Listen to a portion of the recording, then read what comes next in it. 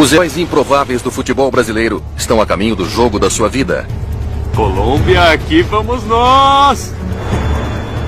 Mas com a pista à vista, o seu sonho chega a um final aterrador. Voltassem a funcionar, os motores voltassem a funcionar, então... Vetores pra pista. Eu fiquei tentando manter contato com eles. Eu perdi seu sinal de radar, você sumiu. Nós vamos conseguir. Vamos. Alerta geral.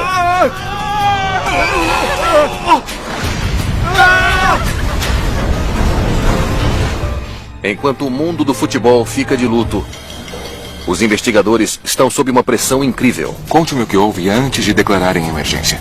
Mas o rastro de evidências leva a um lugar que eles nunca esperariam. Ficamos completamente chocados.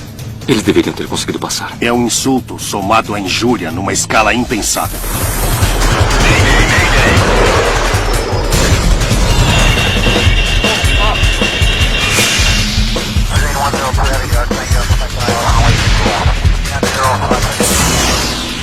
Mayday Desastres Aéreos. Esta é uma história real baseada em relatórios oficiais e relatos de testemunhas. Pouco antes do pôr do sol em Santa Cruz, na Bolívia, o voo 2933 da Lamia está prestes a decolar. A tragédia da Chapecoense. A bordo está o time brasileiro de futebol com uma história de Cinderela, o Chapecoense. Eles estão a caminho da Colômbia para completar uma temporada de contos de fada notável. Colômbia, aqui vamos nós! Com sede na pequena cidade de Chapecó, no estado de Santa Catarina, localizado a sudoeste de São Paulo, o time da segunda divisão fez uma escalada improvável pela hierarquia do futebol sul-americano. Agora eles estão indo para sua primeira final na prestigiada Copa Sul-Americana. E o empate em 1-1 valeu o título. Chapecoense. Para os torcedores e para os jogadores da Chapecoense, era uma grande façanha. Bruno Rangel, gol da Chapecoense. O lateral Alan Ruschel e o goleiro reserva Jackson Follman ficaram amigos enquanto jogavam juntos pela Chapecoense. A gente sempre foi uma equipe muito unida, né? Aquela equipe era uma equipe muito unida. Uma equipe que queria o bem de todos. Isso era o diferencial do nosso... A gente era uma família. Isso fez com que a gente chegasse forte.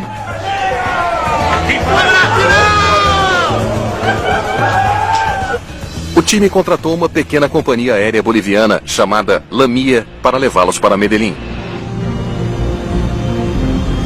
P1, rodar. O avião parte de Santa Cruz, na Bolívia, às 18 horas e 18 minutos. Será uma viagem de 4 horas e meia e 2.500 quilômetros até Rio Negro, nos arredores de Medellín, na Colômbia, o local do jogo do campeonato. O comandante Miguel Quiroga e o copiloto Fernando Goitia são pilotos bolivianos veteranos, com mais de 6.000 horas de voo cada um. Recolher trem. Recolher trem. Uma jovem piloto boliviana, Cici Arias, está observando do assento extra. A tripulação está pilotando um jato regional Avro 146. O 146 sempre teve uma estrutura muito firme e um projeto muito bom. É um pouco mais caro de operar porque tem 4 motores, mas ele é muito confiável.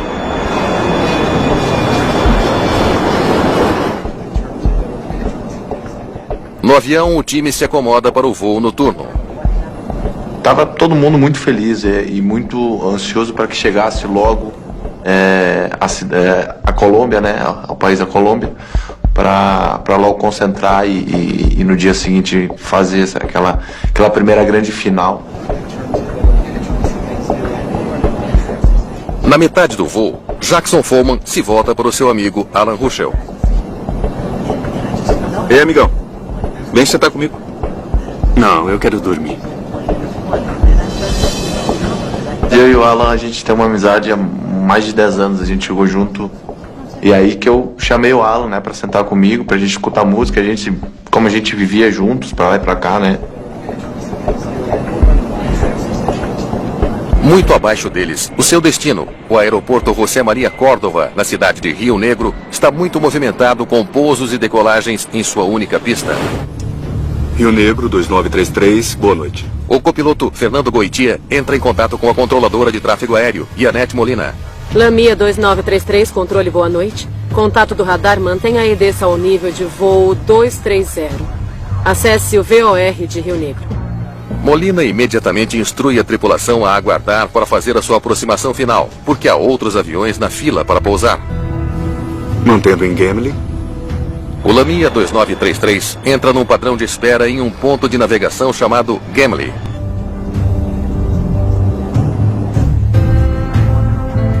Alguns minutos depois, um pedido da cabine de comando do Lamia surpreende Molina. Lamia 2933, solicito prioridade para aproximação. Temos um problema de combustível. Disse que está solicitando prioridade para pouso e que tem um problema de combustível, correto? Afirmativo. Quando pede prioridade, está pedindo para que, se eles conseguirem encaixá-la, você possa pousar um pouco mais rápido. Mantenha o rumo atual e aguarde para continuar a sua descida. Mantendo o rumo atual e aguardando para descer. Para abrir espaço para o Lamia, Molina começa a redirecionar os outros aviões. Avianca 9771, preciso que inicie a sua aproximação. Prepare a tripulação para o pouso.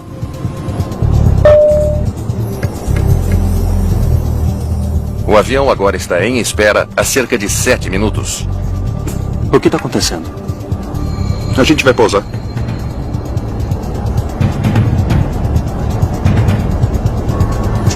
Lamia 2933. Solicito vetores de entrada. Aguarde, tem uma aeronave abaixo de você em aproximação. Além disso, estão fazendo uma inspeção de pista. Mas a situação na cabine de comando, de repente, se tornou mais urgente. Temos uma emergência de combustível. É por isso que estou pedindo a aproximação final agora. Solicito descida imediata. O que é muito incomum também é declarar uma prioridade e então, 30 segundos depois, dizer que está sem combustível. Lamia 2933, vire à direita agora para iniciar a sua descida. Você tem tráfego 1,5 km abaixo. Quando você declara uma emergência, o Mar Vermelho se abre, então o mundo está concentrado em fazer o que você precisa para chegar ao aeroporto o mais rápido possível. Pensei que a gente estava quase lá. A gente não... Ninguém comentou nada conosco. A gente não ficou sabendo de nada. Molina precisa mover o voo da Lamia para longe de outros aviões em seu caminho. Lamia, vire à direita para iniciar a descida. Mas em vez disso, os pilotos da Lamia viram à esquerda, diretamente na direção dos outros aviões. Negativo. Já estamos começando a descer. E indo para a pista. Avianca 9771, vire à esquerda imediatamente, na direção 270. Eu vi que eles não estavam seguindo as instruções que eu estava passando. E começaram a descer. Começaram a descer muito rápido, muito acelerados. Eles passaram muito perto de atingir uma aeronave da Avianca. Quando você começa a descer sem um espaço livre através do possível espaço aéreo designado a outras aeronaves, você está apostando que não vai atingir outra aeronave e que elas não vão atingir você. No avião, as luzes se apagam. Os motores ficam em silêncio. Os passageiros sentem o avião caindo. Na verdade, na hora da queda eu não lembro de nada, né? Eu não lembro de nada na hora da queda.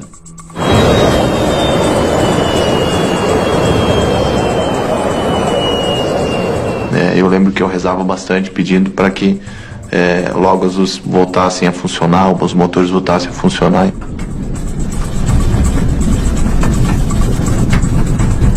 2933. Falha elétrica total. Sem combustível. A pista está livre. Bombeiros em prontidão. Fala que precisamos de vetores. Vetores. Vetores para a pista. A tripulação precisa que a controladora lhes dê instruções para chegarem à pista, mas o avião desapareceu do radar dela. Eu continuei dando instruções a eles. Eu ficava dizendo que a pista estava livre e que os bombeiros estavam de prontidão. Eu perdi seu sinal de radar. Você sumiu. Informe seu rumo agora. Rumo 360. 360. 2.700 metros. Vetores. Vetores. Quando me disseram que a altitude da aeronave era de 2.700 metros, aí eu pensei o pior. Meu Deus, por favor, nos ajude, por favor. Nos ajude, ai meu Deus. Você não tem pra onde correr, querendo ou não, eu muito desespero, né? Eu não queria morrer, assim, não queria que ninguém morresse, enfim, então... Eu só conseguia pensar no meu filho, que é piloto, e eu queria ser Deus para conseguir estender a mão e salvar aquele avião. Foi difícil, extremamente difícil, e eu não conseguia acreditar, eu não acreditava no que estava acontecendo.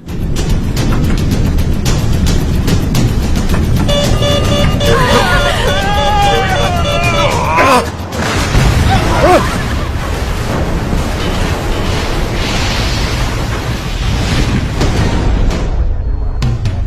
2933, responda. 2933, responda. Uma aeronave desapareceu. Saiu do radar. As comunicações de rádio foram perdidas. Molina está perplexa com o que acaba de acontecer em seu turno.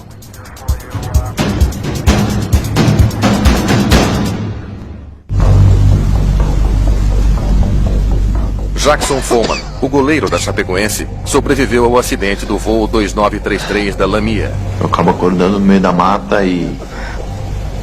Eu não sei quanto tempo eu fico acordado também, não sei quanto tempo eu fico desacordado. Socorro! Socorro, por favor! Eu tô aqui! Eu também não via nada, estava muito escuro, não chegava nada. Então eu lembro que uma pessoa chegou até mim, me pegou na minha mão, pediu meu nome, pediu minha idade e falou para mim ter calma, que ela ia me tirar dali, daquele lugar. Equipes de emergência correm para o local do acidente. A maioria dos passageiros morreu. Mas, incrivelmente, 7 deles ainda estão vivos. Além de Jackson Follman, 3 outros jogadores da Chapecoense sobreviveram. Alan Ruschel, Hélio Neto e Danilo Padilha. 70 pessoas morreram, fazendo desta uma das piores tragédias da história do esporte. Desastre de avião é uma notícia que se espalha rapidamente. Você vai e liga para uma CNN, para uma National, para uma companhia, para uma Fox News, para uma coisa, já está lá falando do acidente, qualquer que seja o acidente. A luz da manhã revela toda a extensão da tragédia. O avião da Lamia atingiu o cume de uma montanha de 2.650 metros, chamada Cerro Gordo. O grupo de investigação de acidentes com aeronaves da Colômbia não perde tempo e começa a trabalhar. Uma equipe está no local ao amanhecer, com Julián Echeverri no comando. Olha, parece que a fuselagem girou 180 graus. Os destroços do avião que estavam no chão nos mostraram a posição dele em relação à pista e as prováveis intenções da tripulação de se dirigir para lá. Echeverri e sua equipe trabalham sem parar, coletando evidências na montanha. O trem de pouso estava baixado.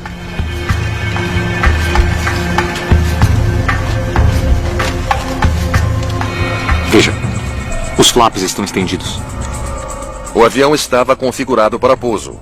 Fica claro que a tripulação estava descendo em direção ao aeroporto. Mas caiu a 16 quilômetros da pista. Para acabar com esta aeronave nas montanhas a 16 quilômetros de distância, a apenas 16 quilômetros da pista, isso é um insulto somado à injúria numa escala impensável. Eles conseguiam ver o aeroporto daqui. As luzes da pista estavam acesas. Por que eles não conseguiram? Os investigadores têm um trabalho difícil pela frente. Destroços do avião caíram pelos 2 lados da montanha. Mas a sua maior pista é o que eles não encontram.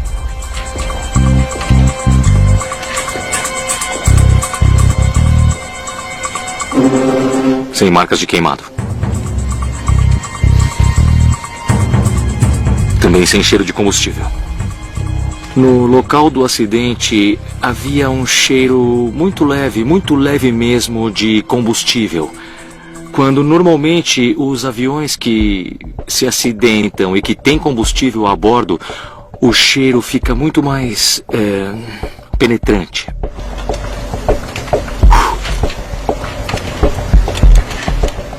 Os indicadores de nível de combustível estão em 0. O avião estava sem combustível. Mas com certeza, nós ficamos surpresos. Não é uma coisa comum que um avião desse tamanho e que transporte passageiros tenha um esgotamento de combustível. Foi uma situação atípica. Os investigadores ficam intrigados. Por que o avião ficou sem combustível? Foi um vazamento? Os motores 1 e 4 estão lá em cima. O 2 e o 3 estão aqui nos destroços. Todos os 4 motores são localizados e examinados. Não há sinal de fogo ou falha. Eles concluem que os motores funcionaram até o combustível acabar. A questão é, para começar, como o combustível ficou tão baixo? Foi uma falha mecânica ou um erro humano? O desafio dos investigadores do acidente era olhar basicamente para cada aspecto do porquê aquilo aconteceu.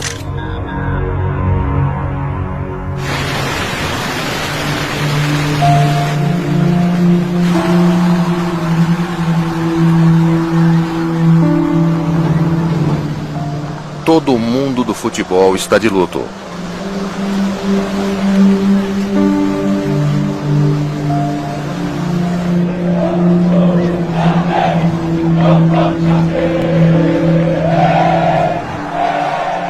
Na cidade natal do time, os torcedores vão para o estádio prestar seus respeitos. Um dos jogadores sobreviventes, Danilo Padilha, sucumbiu aos ferimentos. Os 3 jogadores restantes estão em terapia intensiva. Hélio Neto acabou de acordar de um coma. Alan Ruschel precisa de uma cirurgia na coluna. Jackson Follman precisa ter a sua perna direita amputada. Primeira frase que eu falo é: eu preferia minha vida do que minha perna. Agradeci muito a Deus pelo milagre da vida. E sempre falo que o milagre que aconteceu conosco, eu queria que acontecesse com todos, né? Que infelizmente acabaram partindo. Com toda a atenção voltada para o caso, os investigadores estavam pressionados. Bom, quando nós temos um acidente dessa magnitude e tudo que o cercou, é claro que houve muita pressão sobre os investigadores. A pressão só aumenta e os investigadores trabalham com afinco. Eu achei o outro. Eles esperam que os gravadores de voo os ajudem a entender por que o Lamia 2933 não conseguiu chegar ao aeroporto. Leve essas caixas pretas para o laboratório. Tanto o gravador de voz quanto o gravador de dados de voo parecem estar intactos, mas precisam ser enviados a um laboratório para serem processados antes que os investigadores possam analisá-los. Enquanto os gravadores de voo estão sendo analisados, os investigadores voltam sua atenção na última pessoa a falar com a tripulação do Lamia 2933, a controladora de tráfego aéreo. Obrigado por me encontrar. Yanette Molina. Mantenha o rumo atual e aguarde para continuar a sua descida. Em poucos dias, as gravações de suas comunicações com os pilotos circulam nas notícias e nas mídias sociais. Muitos a culpam pelo acidente. Inicie sua aproximação. A imprensa começou a divulgar notícias de que eu era responsável pelo acidente. Estava por todos os lados, nas redes sociais. Eu comecei a receber ameaças. E também havia pessoas ligando para o meu celular. Os investigadores precisam checar tudo o que ela fez. Tem sido muito difícil para mim. Conte-me o que houve antes de declararem a emergência. Havia outros aviões em espera? Sim, 3. Veja, eles estavam em um padrão de espera. Exatamente quando Lamia fez contato. Quando a tripulação da aeronave Lamia chegou naquele espaço aéreo, naquele momento já estava muito ocupado com outras aeronaves. E essa situação, evidentemente, afetou e diretamente atrasou a aproximação. O que fez quando disseram que tinham uma emergência de combustível? Mas isso é a parte estranha. Só me disseram que tinha uma emergência de combustível pouco antes da queda. Sem aviso algum. A demora para informá-la pôs Molina numa situação difícil. Os investigadores precisam saber como ela lidou com isso. Para descobrir, eles se voltam para as fitas de controle de tráfego aéreo, que registraram os últimos 18 minutos de comunicação entre Molina e a tripulação. Muito bem, vamos começar. Lamia 2933, controle, boa noite. Contato do radar, mantenha a EDES ao nível de voo 230. Acesse VOR de Rio Negro. Aguardando na Gimli. A tripulação não relatou nada. Eles simplesmente confirmaram que aguardavam para fazer a aproximação. Lamia 2933, solicito prioridade para aproximação. Temos um problema de combustível. Mesmo depois de relatar um problema de combustível, a tripulação não dá a Molina qualquer motivo para se preocupar. Disse que está solicitando prioridade para pouso e que tem um problema de combustível, correto? Afirmativo. A voz do copiloto com quem eu estava me comunicando foi sempre calma e nunca pareceu alterada, nem nada, totalmente relaxada. Tudo bem, aguarde, eu vou passar os vetores para aproximação. Eu estimo 7 minutos para iniciar a aproximação. Aguardaremos os vetores. Quando a tripulação foi instruída a ter que aguardar por mais 7 minutos para fazer a aproximação, neste momento eles também não relataram que a aeronave se encontrava em estado crítico. De quanto tempo precisa para iniciar a aproximação 2933? Apenas quando Molina indaga, a tripulação finalmente fala. Temos uma emergência de combustível. É por isso que estou pedindo a aproximação final agora. Solicito descida imediata. Pause. Eles declararam uma emergência de combustível 7 minutos depois de entrarem no padrão de espera. Por que esperar tanto? Quando uma aeronave fica sem combustível, tem uma indicação na cabine de esgotamento iminente através de uma luz. Essa situação deve ser declarada pela tripulação como Mayday, Mayday. Eles viraram para a esquerda aqui, em direção à pista. Virar à esquerda põe o voo 2933 no caminho de outros aviões em padrão de espera. Continue. Lamia 2933, vira à direita agora para iniciar a sua descida. Negativo, já estamos começando a descer. E nos dirigindo para a pista. Momentos depois, a tripulação informa que o avião perdeu a energia. 2933, falha elétrica total, sem combustível. Pare. Eles não explicaram a situação até ser muito tarde. Ela não pôde fazer nada. Os investigadores concluem que Molina fez o que pôde para ajudar o Lamia 2933 naqueles momentos estressantes antes da queda. Mas as gravações levantam outra questão. Tem uma coisa que eu não entendo. Os avisos de combustível deviam ter disparado antes do início da aproximação. Mas eles só declararam uma emergência aqui. Echeverri e sua equipe precisam saber por que os pilotos demoraram tanto para declarar uma emergência. O sistema de alerta de combustível do avião deu pane?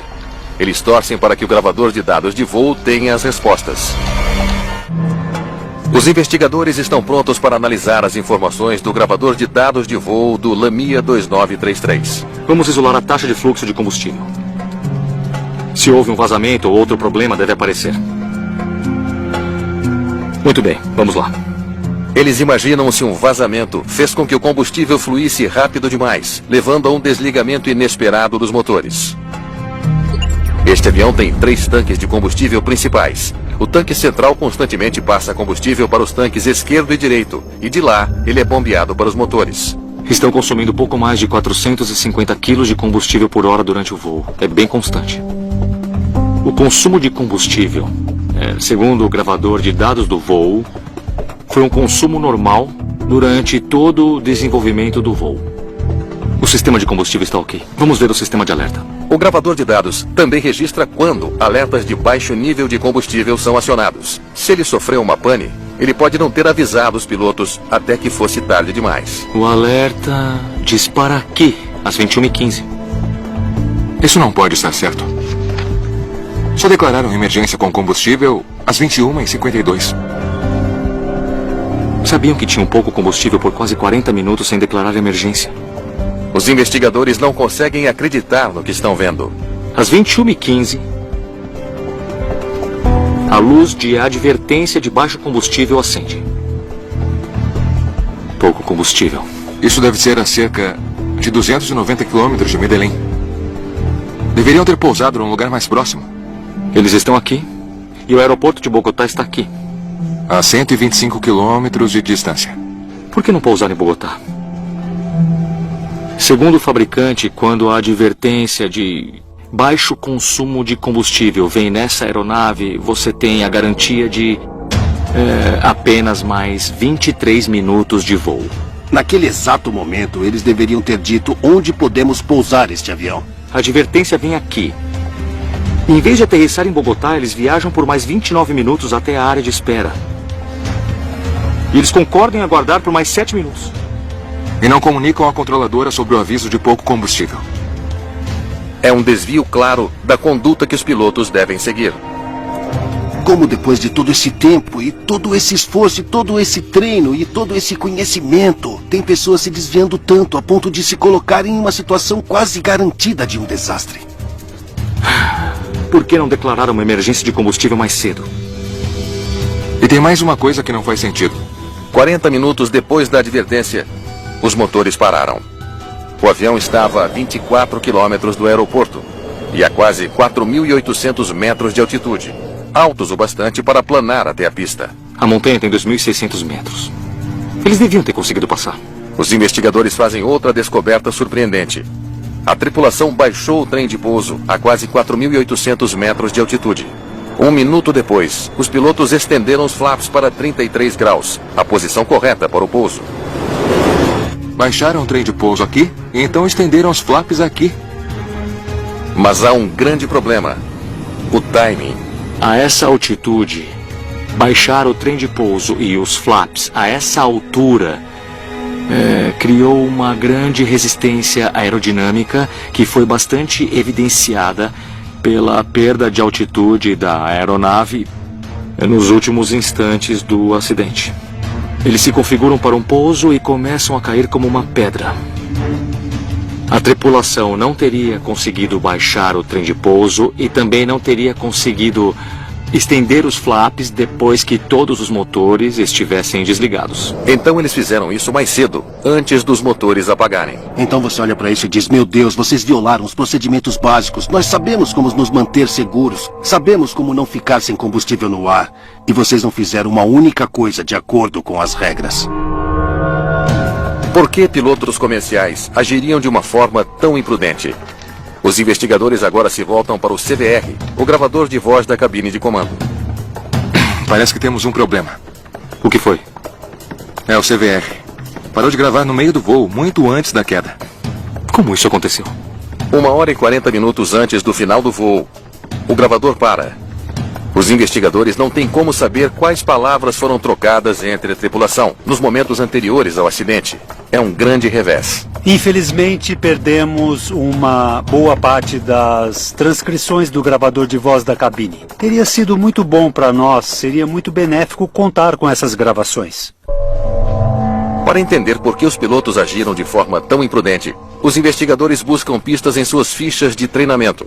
Ambos os pilotos haviam concluído recentemente testes de proficiência para o Avro 146. Houve um acompanhamento na cidade de Zurique, alguns meses antes. E particularmente o piloto e o copiloto foram aprovados nesses exames correspondentes. No entanto, fizeram algumas observações, sugerindo algumas melhorias para esses pilotos.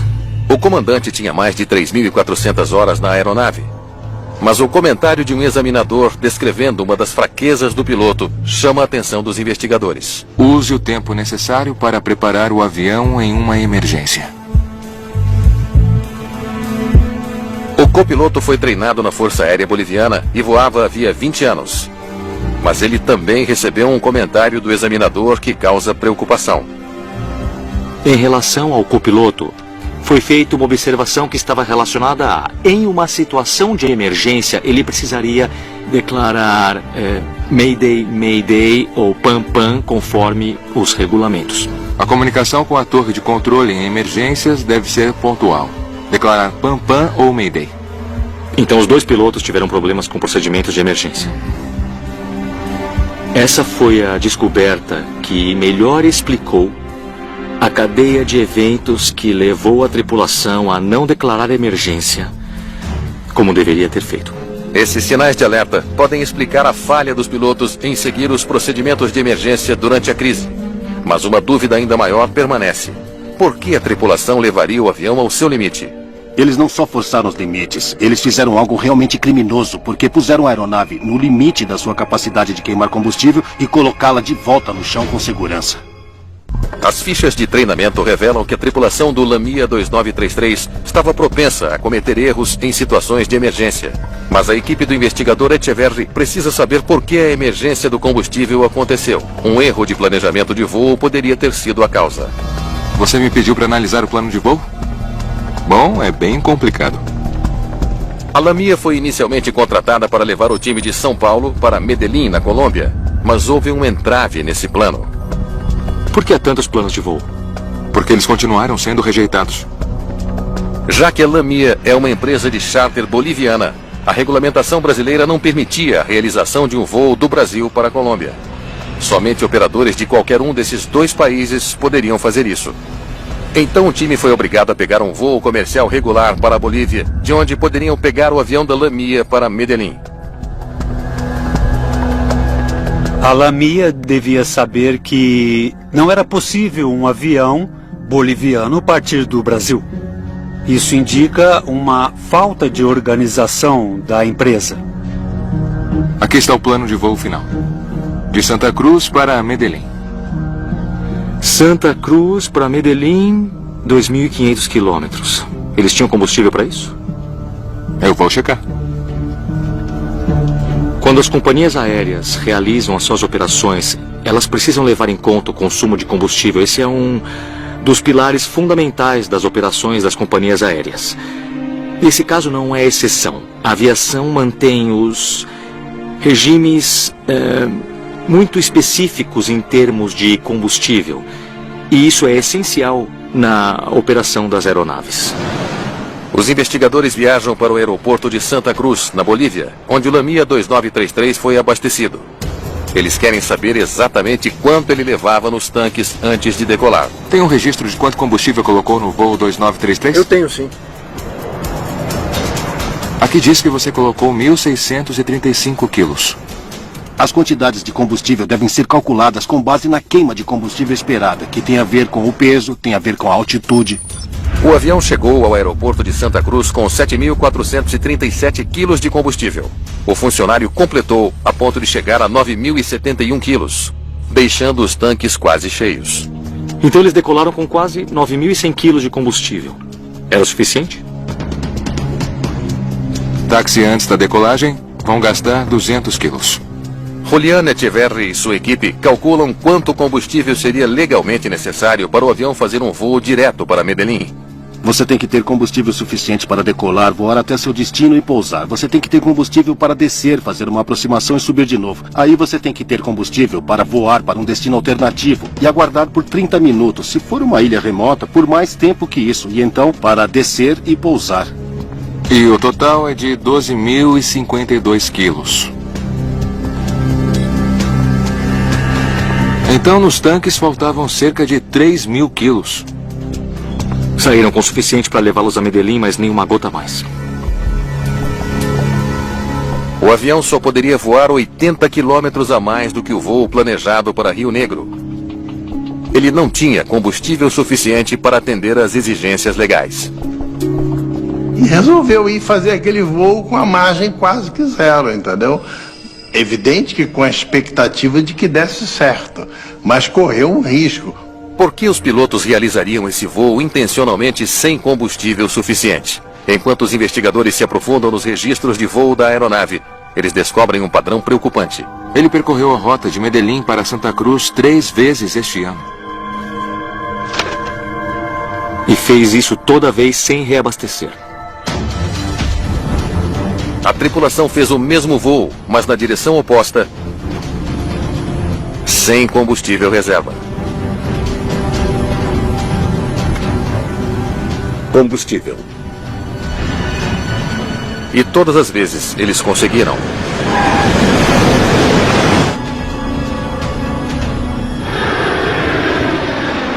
Isso os levou a cometer um erro de cálculo fatal sobre a quantidade de combustível necessária para chegar a Rio Negro. O consumo de combustível é um pouco menor, porque Rio Negro fica numa altitude maior. Você sobe uma distância menor, economizando assim mais combustível. Isso, sem dúvida, contribuiu para o avião chegar com segurança em Santa Cruz de la Sierra. Os investigadores agora precisam descobrir exatamente quando os pilotos souberam que teriam um problema com o combustível. Muito bem, vamos ver o que eles têm a dizer. Eles decidem verificar as comunicações da cabine de comando que foram capturadas pelo gravador de voz antes dele parar de funcionar. Essa coisa tá ferrada. Temos 1.400 quilos. Isso não é suficiente. O alerta não disparou, mas já estão falando sobre o combustível. A tripulação percebeu que eles estavam consumindo mais combustível do que esperavam. Quando escutamos as gravações, e é possível escutar claramente a tripulação, definitivamente ouvimos que estavam vendo que o consumo de combustível não seria suficiente para chegarem ao destino. Qual cidade vem logo antes de Bogotá? Letícia. Você acha que está em operação? Tem mais serviços disponíveis em Bogotá. Vamos direto para Bogotá. Você até consegue escutar várias declarações entre os dois, onde eles dizem que consideram Letícia, a cidade de Letícia, ao sul da Colômbia, Cali e Bogotá como alternativas possíveis para poder reabastecer o combustível. Então os investigadores ouvem por que mudaram o plano. Laminha 2933, você está em contato de radar, confirmando que a sua rota está autorizada. Prossiga para Rio Negro via Nirso. A torre de controle mudou a rota. Nos deram uma rota direta. O controlador oferece à tripulação uma rota mais direta para Rio Negro que o planejado, reduzindo o tempo de voo e o consumo de combustível. Era uma rota mais curta. E isso fez com que eles mudassem de ideia e eles decidiram continuar o voo para Rio Negro. Nós temos o suficiente para chegar até lá? A gente tem 1.400 quilos. Devemos continuar? Vamos. Eles vão tentar.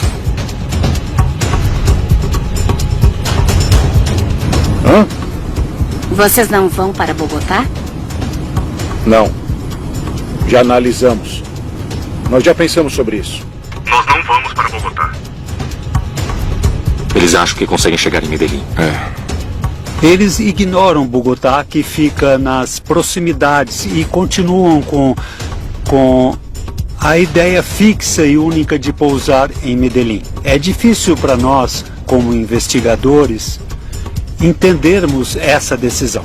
Combustível. O acidente nunca teria acontecido se eles tivessem reabastecido em Bogotá. Mas a tripulação teria que explicar às autoridades por que partiram de Santa Cruz sem combustível suficiente. E o time teria ficado chateado com ainda mais atrasos.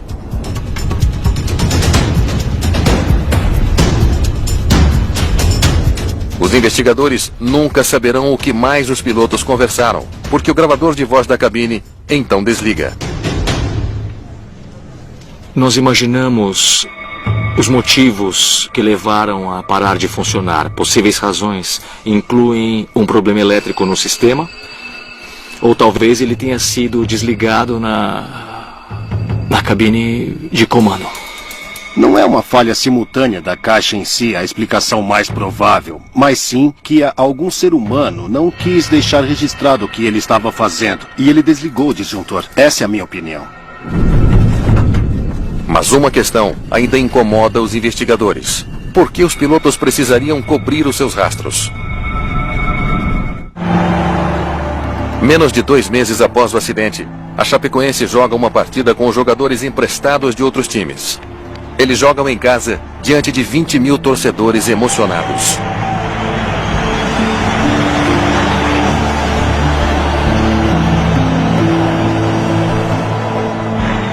Os 3 companheiros sobreviventes são homenageados em uma cerimônia em que são premiados com o título da Copa Sul-Americana. Jackson Follman orgulhosamente carrega o troféu, cercado por seus amigos mais próximos. Poder entrar dentro da arena e a torcida toda gritando meu nome, gritando o nome dos meninos também. Então isso foi uma emoção muito grande. É lógico que a gente queria que todos estivessem lá, né? E foi uma emoção muito grande, um momento que com certeza, sem sombra de dúvida, vai ficar marcado pro resto da vida na minha memória, no meu coração. Os sobreviventes ainda estão se recuperando. ainda vivendo com dor, mas passando pelo trauma juntos. Hoje é um dia que a gente precisa celebrar a vida, celebrar o futebol. E eu queria humildemente que todos pudessem dar uma salva de palmas àqueles irmãos que se foram.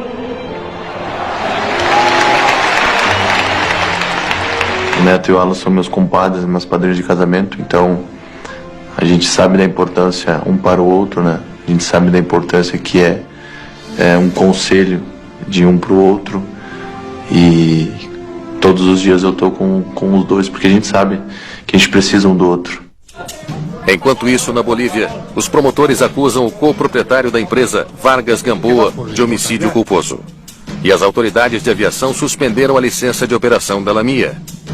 Descobriu-se que um dos outros proprietários era o comandante Miguel Quiroga. Ele não era apenas um piloto, ele tinha uma participação financeira na empresa. Ele apostou dezenas de vidas só para economizar dinheiro com combustível? Quando você tem alguém que está pilotando o avião e é responsável pelo avião e também é coproprietário e sabe da situação financeira, você tem um conflito de interesses aí.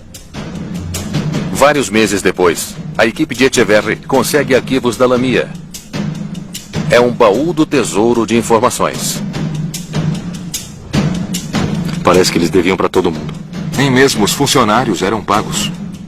A empresa enfrentava enormes problemas financeiros. Estava com o pagamento de contas de manutenção e salários de seus funcionários atrasados.